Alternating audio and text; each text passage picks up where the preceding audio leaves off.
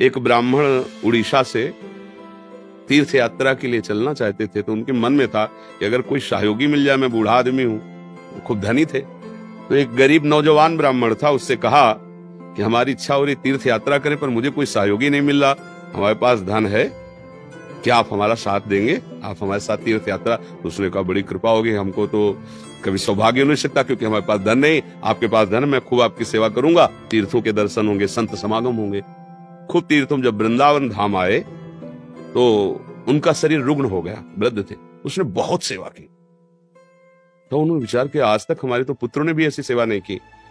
तो उनका बेटा, मैं अपनी बेटी का ब्याह तुम्हारे साथ करूंगा और इतना दहेज दूंगा कि तुम हमारे समान धनवान हो जाओगे। तो उनका देखो हमने नहीं कहा, पर आप आशा जगा रहे हो, झूठ मत बोलना, घर में जाके बदल जाओ तो फिर, क्योंकि आप कह रहे हो तुम्हारी आशा जग गई ना कि ब्याह हो जाएगा और धन मिल जाएगा।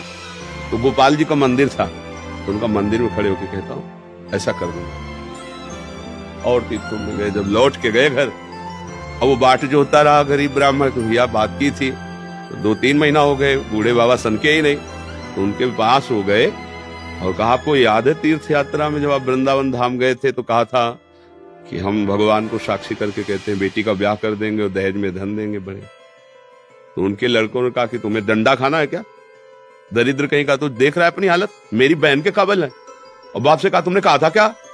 वो भय में आ गया, उसने कहा मुझे याद नहीं कुछ, बूढ़ा आदमी मुझे कुछ याद।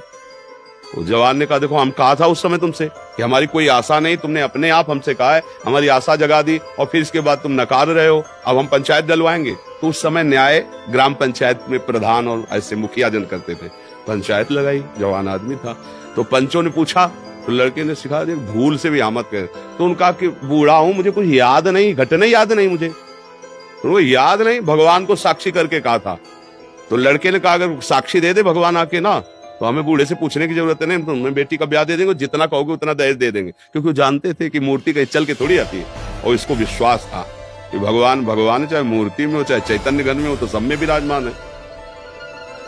कुछ था घर में जो बेचा, 5 रुपया लिया, वृंदावन आया, ठाकुर जी का शयन भोग लग रहा था, कहा महाराज गोपाल जी ब्याह वाली बात है हमारी और उसके साक्षी आप हो, तो आप साक्षी दे दे तो हमारा ब्याह हो जाएगा, तुम्हारे सामने बात हुई थी। लोग पागल समझने लगे, मंदिर में क्या बातें कर रहा ब्याह आके, भगवान भोग लगा, पर्दा लग गया, मंदिर बंद हो गया, वो बाहर बैठ गया।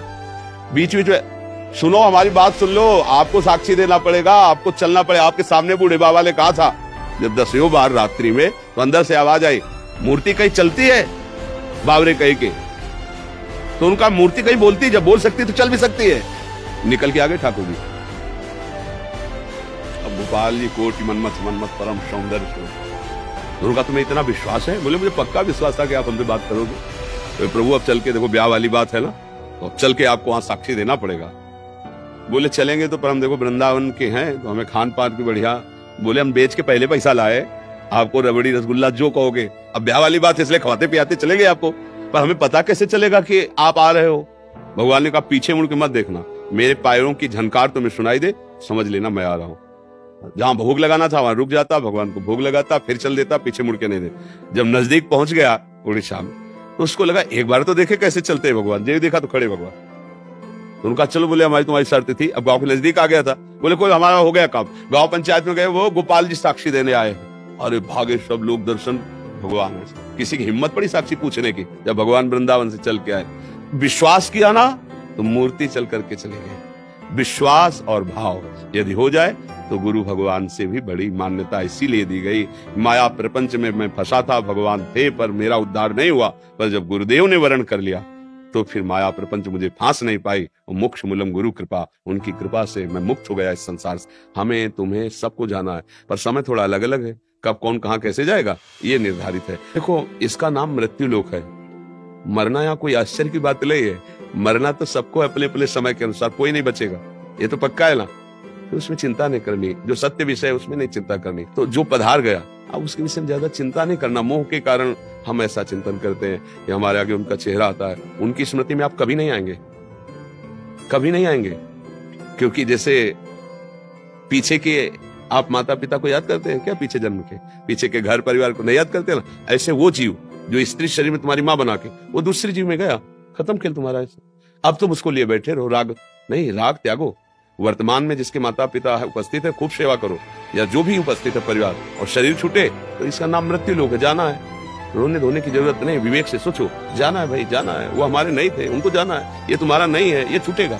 सत्संग का तो यही लाभ है ना कि विवेक ज्ञान जागृत हो जाए और नाम जप। से किसान है, आषाढ़ से शुरू करता है, खेती जोत कर तैयार करता है, फिर जब समय आता है गेहूं बोता है तो एक अच्छी फसल तैयार होती है। तो आपका अहम आप कितना समर्पित है, आप किस भाव से, तो उससे फिर आपको बहुत जल्दी लाभ मिलेगा।